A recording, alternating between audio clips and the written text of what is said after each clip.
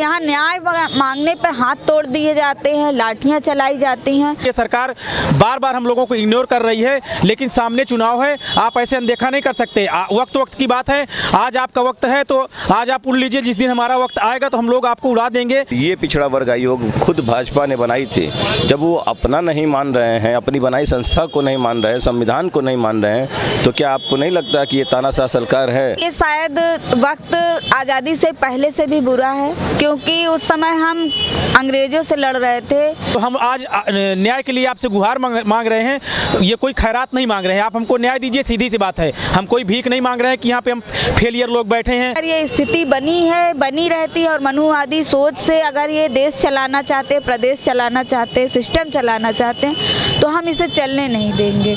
नमस्कार, स्वागत है आप सभी का हिंदू वॉइस पर। इस वक्त मैं लखनऊ में मौजूद हूँ, शाम का वक्त हो चुका है। मेरे पीछे जो आप लोग देख रहे हैं ये सभी टीचर्स हैं, और मामला क्या है, ये यहाँ क्यों बैठे हैं, क्या मसला है, हम इन्हीं से पूछते हैं। जी, क्या नाम है आपका? मेरा नाम लोहा सिंह पटेल है, मैं फतेहपुर से हूँ। ये 69,000 शिक्षक भर्ती आरक्षण घोटाला पे हम लोगों का यहाँ मुद्दा चल रहा है। अनवरत 165 दिन से हम लोगों ने सरकार के साथ और विभाग के साथ कॉपरेशन किया, प्रशासन के साथ, क्योंकि आप कोई अगर आंदोलन करते हो तो उसमें हर चीज़ देखी जाती है, क्योंकि आप सरकार से आंदोलन करके अपने न्याय अधिकार के लिए लड़ सकते हो, बट तानाशाही नहीं कर सकते हो, क्योंकि सरकारें तानाशाही करती हैं। सरकार बनाती है राष्ट्रीय पिछड़ा वर्ग आयोग पिछड़े दलितों के लिए, और वो न्याय देने के लिए बनाई जाती है, जिसके लिए इस भर्ती में जब हम लोगों का कट ऑफ क्लियर हुआ, लेकिन जब चयन लिस्ट में नाम नहीं आया तो हम लोगों को पता चला कि आखिर हम लोगों को राष्ट्रीय पिछड़ा वर्ग आयोग बनाया गया है, तो उसमें जाना चाहिए। तो हम लोग राष्ट्रीय पिछड़ा वर्ग आयोग जाते हैं, बार बार चयन सूची मांगी जाती है, लेकिन ये विभाग कहीं दे नहीं पाता। तो वहाँ पे जो भी इन्होंने डाटा सबमिट किया तो उसके थ्रू पता चलता है कि 27% ओबीसी का रिजर्वेशन की जगह मात्र 3.86% रिजर्वेशन और 21% एससी भाइयों का रिजर्वेशन, जो कि मात्र 16.6% रिजर्वेशन दिया जाता है। तब हम लोगों को पता चलता है कि हम लोगों के साथ रिजर्वेशन घोटाला हुआ है। तब हम लोग यहाँ पे 29 अप्रैल को आयोग की रिपोर्ट आई, जिसके उपरांत हम लोग लगातार ये 165 दिन से अनवरत धरना कर रहे हैं, क्योंकि ये सरकार ने पिछड़े दलितों के लिए आयोग बनाई, पिछड़ों के लिए उप मुख्यमंत्री बनाई, स्टूल मंत्री, जो कि बनकर रह गए। तो हम लोगों को न्याय की उम्मीद थी, लेकिन ये सरकार बार बार हम लोगों को इग्नोर कर रही है, लेकिन सामने चुनाव है, आप ऐसे अनदेखा नहीं कर सकते। वक्त की बात है, आज आपका वक्त है तो आज आप उड़ लीजिए, जिस दिन हमारा वक्त आएगा तो हम लोग आपको उड़ा देंगे इसी चुनाव में जो है वोटें। जी, आपको 165 दिन हो चुके हैं, सरकार कोई सुन नहीं रही है, तो सरकार को, और विधानसभा चुनाव भी आने वाले हैं, ज़्यादा टाइम नहीं है, जैसा आपने बताया कि सरकार चुनाव में ये चीज़ फेस करेगी। तो आप बताइए किस तरह से आप सरकार को जवाब देंगे? सरकार को जवाब हम इस तरह से देंगे, जिस तरह सरकार ने हमारी सीटें छीनी है, हम भी उनकी सीटें छीनने का प्रयास करेंगे। क्योंकि जब आप किसी को दर्द देते हो, जब आपको वही पलट कर दर्द मिलता है, तो आपको समझ में आता है कि आखिर दर्द किस चीज़ का नाम है जो है। क्योंकि आप हम लोगों को न्याय और अधिकार की बात करते हो, न्याय अधिकार हम कोई फ्री फोकट का नहीं मांग रहे हैं, हम लोग उस मानक को पूरा किए हैं, और ये आपका बनाया गया आयोग उसने रिपोर्ट जारी करी है। तो हम आज न्याय के लिए आपसे गुहार मांग रहे हैं, ये कोई खैरात नहीं मांग रहे हैं, आप हमको न्याय दीजिए, सीधी सी बात है। हम कोई भीख नहीं मांग रहे हैं कि यहाँ पे हम फेलियर लोग बैठे हैं, आप हमको सिंपैथी जता के हम लोगों को न्याय दे दीजिए। हम लोग जो मानक पूरा किए हैं, जो आपका आयोग है उसने सुनिश्चित किया है कि इस घोटाले में क्या क्या चीज़ें हुई हैं, तो वो आप हम लोगों का आरक्षण घोटाला पूरा करिए, हम लोग घरों को चले जाएंगे, हमको कोई आपसे टकराव नहीं करना है। अच्छा, आप बैठे हुए हैं, काफ़ी दिक्कतों का सामना करना पड़ रहा होगा, खाने पीने की टेंशन होगी, और भी कई मजबूरियाँ होगी, आपके साथ लेडीज़ भी हैं, मैं देख। जाहिर सी बात है, हम लोग बेरोजगार हैं, और बेरोजगार किस तरह से कोई आंदोलन कर सकता है उसको आप समझ सकते हैं। छोटा छोटा अमाउंट 10-10, 5-5 करके हम जितने साथी अभ्यर्थी हैं कलेक्शन करके किसी न किसी तरह से हम लोग आंदोलन करते आए हैं। लेकिन इसी बीच बहुत से हमारे साथी बीमार होते हैं, सरकार के आंदोलन में कुचले भी जाते हैं, हाथ तोड़े जाते हैं, रीढ़ की हड्डियाँ तोड़ी जाती हैं, मारे जाते हैं, पीटे जाते हैं, किसी को डेंगू होता है। ऐसे हम लोग सारी पीड़ाओं को झेलते हुए ये आंदोलन लगातार कर रहे हैं, लेकिन उसके लिए कहीं ना कहीं हम लोगों को आंदोलन करने के लिए इन सब विसंगतियों से गुजरना जब पड़ता है, तो हम लोगों को सहयोग की ज़रूरत पड़ती है। तो हम लोग थोड़ा थोड़ा कंट्रीब्यूशन करा लेते हैं अपने भाई बहनों से, लेकिन रोग आके किसी तरह हम आंदोलन को नहीं ख़त्म कर सकते। इसलिए हम लोग अपनी जो हमारी जिज्ञासा, जो हमारा दृढ़ संकल्प है, हम उस दृढ़ संकल्प की वजह से हम लोग यहाँ पे डटे हैं, खड़े हैं, और जब तक जीतेंगे नहीं, जब तक कहीं जाएंगे नहीं। एक चीज़ और बताइए, अगर सरकार ये चीज़ नहीं वापस लेती है तो आप ऐसे ही बैठे रहेंगे? हम लगातार बैठे रहेंगे जब तक चुनाव नहीं खत्म हो जाता, क्योंकि ये आंदोलन अब हमारे सीटों से ज़्यादा अगर सरकार हमारी सीटें नहीं देती तो हमारा आंदोलन तब तक जारी रहेगा जब तक हम उसकी हलक से उसकी भी सीटें छीन नहीं लेंगे। दर्द उसको भी देंगे कि ये दर्द आखिर क्या चीज़ होती है। क्या नाम है आपका? मुक्ता कुशवाहा, प्रयागराज से। जी, आप ये चीज़ बताइए, अगर सरकार ये चीज़ नहीं सुनती है और आप ऐसे ही बैठे रहेंगे तो आपका खाना पीना जो टेंशन हो रही है, सरकार इस चीज़ को देख नहीं रही, तो आप इसे किस तरह से देखें? ये जो सरकार तानाशाही कर रही है इस आरक्षण घोटाले में, उसे देखकर यही लगता है कि मतलब ये शायद वक्त आज़ादी से पहले से भी बुरा है, क्योंकि उस समय हम अंग्रेज़ों से लड़ रहे थे, बाहरी थे, विदेशी थे, लेकिन आज हम 69,000 शिक्षक भर्ती के अभ्यर्थी अपनी ही चुनी हुई सरकार से अपने ही अधिकार के लिए, जो हमारा संवैधानिक अधिकार है, जायज़ मांग है, उसको लेकर आज 165 दिन से धरने में बैठे हैं, दर दर पे लाठियां खा रहे हैं। क्या ये लाठियां प्रशासन अपने से चलाता है? उनको ऊपर से आदेश आता है। तो ये बहुत ही बुरी स्थिति है और मुझे लगता है अगर ये स्थिति बनी रहती और मनुवादी सोच से अगर ये देश चलाना चाहते, प्रदेश चलाना चाहते, सिस्टम चलाना चाहते हैं तो हम इसे चलने नहीं देंगे। देखिए, सरकार कह रही है कि हम सब चीज़ सही कर रहे हैं, कि सभी की सुनी जा रही है, उसके बावजूद आप लोग यहाँ पर बैठे हुए हैं, सरकार सुन नहीं रही है, तो उसे आप किस तरह से? जो सरकार कह रही है वो उनका खुद का अपने मुँह मियाँ मिट्ठू बनने वाली कहावत को चरितार्थ करता है। आज लखनऊ आंदोलनों की धरती बन चुका है। अगर सरकार की वास्तविकता हकीकत देखनी है तो आप समय समय पे इको गार्डन आ जाया करिए। यहाँ पे चलने वाले आंदोलन सरकार का सही चेहरा दिखाते हैं। बाकी वो जो मीडिया पे आते हैं वो एक मुखौटा लेके आते हैं जो अपनी वाहवाही खुद करते हैं। बाकी सरकार क्या कर रही है वो उसकी वास्तविकता यहाँ बैठे लोगों में देख सकते हैं कि आज 69,000 शिक्षक भर्ती जो आरक्षण का घोटाला हुआ है, यहाँ न्याय मांगने पर हाथ तोड़ दिए जाते हैं, लाठियाँ चलाई जाती हैं और शायद किसी ने भी इतनी लाठियाँ लखनऊ में अभी तक नहीं खाई होंगी जितनी हम लोगों ने खाई हैं। जी, आप भी कुछ कहना चाहेंगे सरकार से?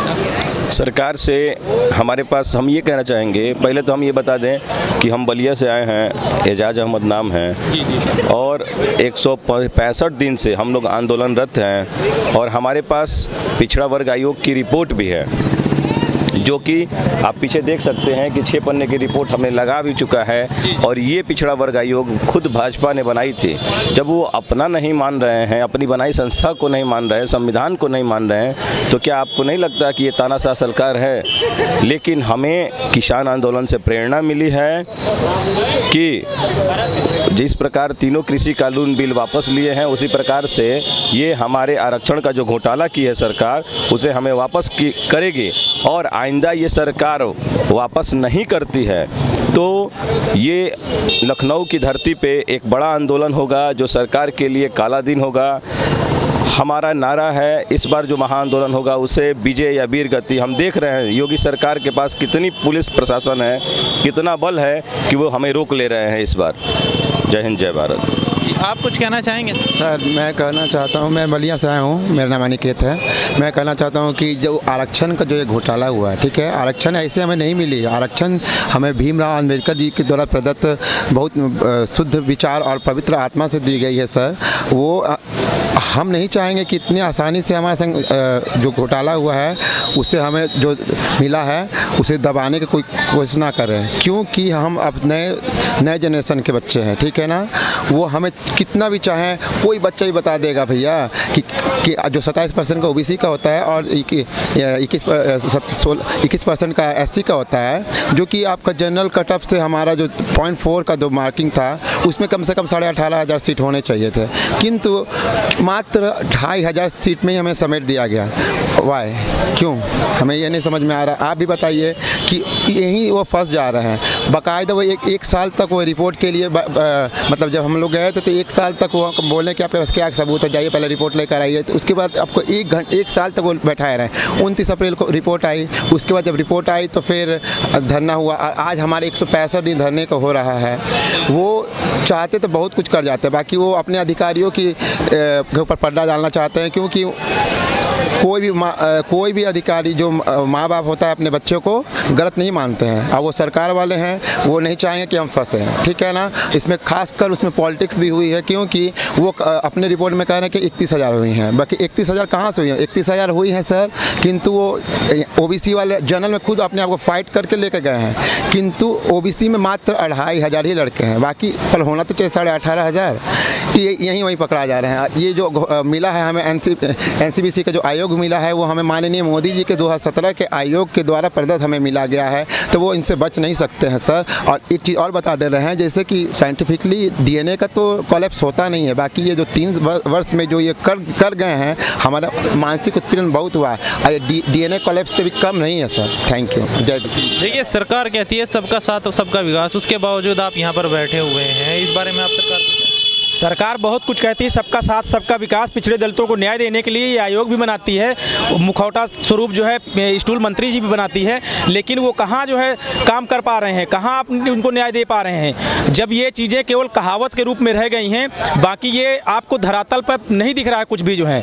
वरना हम लोग ये कहीं आज अध्यापक होते, स्कूलों में होते, ना कि यहाँ पे आंदोलन करते होते, क्योंकि अध्यापक का काम है वो अपने बच्चों को, जो उसके क्या नाम है अभ्यर्थी होते हैं, उनको शिक्षित कर देश को आगे बढ़ाना, ना कि आंदोलन करना। लेकिन सरकार मजबूर कर रही है, तो कहीं ना कहीं हम लोगों को मजबूर बस यहाँ पे बैठकर आंदोलन करना पड़ रहा है। लेकिन उसके बावजूद सरकार हम लोगों को न्याय न देने के लिए कई प्रोपोगंडा करती, कभी बता देती है कि सपा के एजेंट है। आप जरा ये दिखाइए, सुरमा लगाकर ये शिक्षा मंत्री देखे कि ये किसी बैनर पोस्टर किसी संगठन का या किसी दल का लगा हुआ है या किसी पार्टी विशेष का। यहाँ पे हम लोगों का जो सरकार ने क्या नाम है आयोग ने रिपोर्ट जारी करी, उससे संबंधित हमारे पोस्टर बैनर लगे हुए हैं, तो ये लोगों को दिखता कुछ नहीं है। इसीलिए अभी इनकी सीटें भी, जब चुनाव होंगे, जब अपनी सीटें ढूंढेंगे, तो जैसे दाल में क्या नाम मटर पनीर अगर बनाई जाए, तो उसमें गरीब जैसे मटर क्या नाम है ग्रेवी में पनीर ढूंढता है, क्योंकि उसके पास खाने के लिए चीज़ें नहीं होती,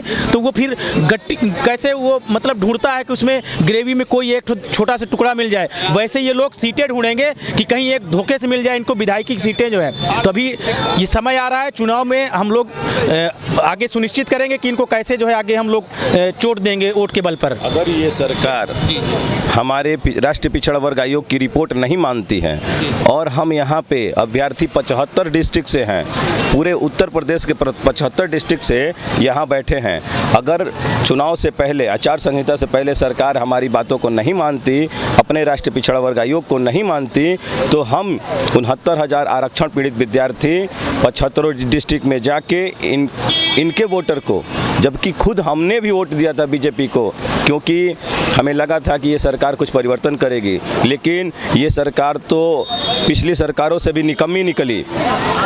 ये सरकार रोजगार विरोधी, आरक्षण विरोधी, संविधान विरोधी है। इसलिए हम इस बार बताएंगे अपने युवाओं को, चाहे अपने पूर्वजों को, हर मोहल्ले में, गली में जाएंगे और इनको बताएंगे कि ये वोट देने लायक नहीं है, क्योंकि हमारे पास सबसे बड़ा संवैधानिक राइट है हमारा वोट का अधिकार है। हम इन्हें वोट दे के बताएंगे कि जिस प्रकार हमने आपको सत्ता में लाया था, उसी प्रकार हम आपको सत्ता से उतार भी सकते हैं, क्योंकि ये पिछड़ा वर्ग आयोग की रिपोर्ट लागू करे। जय हिंद, जय भारत। देखिए, ये सीधे अध्यापकों से बात थी, उनकी सरकार से सीधी है कि सरकार या तो उनकी फरियाद सुन ले, नहीं तो वो इसका नतीजा जो है 2022 के विधानसभा चुनाव में भुगतेगी। मैं नसीम अली, कैमरामैन साहिल के साथ, जय हिंद।